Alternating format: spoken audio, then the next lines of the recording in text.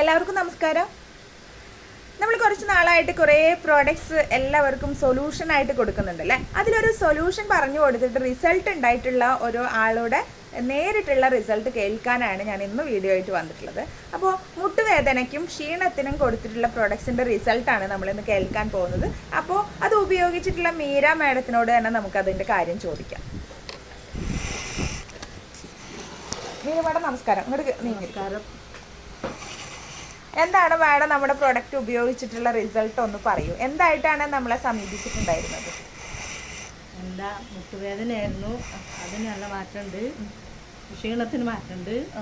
നമ്മുടെ ഗ്ലൂക്കോസാമിനും കാൽഷ്യവും vitamin D3 ആണ് മാമിന് കൊടുത്തിട്ടുണ്ടായിരുന്നത്. അതിൻ്റെ കൂടെ ക്ഷീണം ഉണ്ട് എന്ന് പറഞ്ഞ സമയത്ത് നമ്മൾ ഓൾ പ്ലാന്റ് പ്രോട്ടീനും കൂടി സജസ്റ്റ് ചെയ്തിട്ടുണ്ടായിരുന്നു. പിന്നെ പെയിൻ ഓയിൽ വാങ്ങിച്ചിട്ടുണ്ടായിരുന്നു.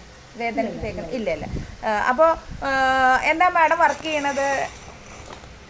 ഞാൻ മുനിസിപ്പാലിറ്റിയിലെ കണ്ടീജന്റ് വർക്കേഴ്സാണ്. ഓക്കെ.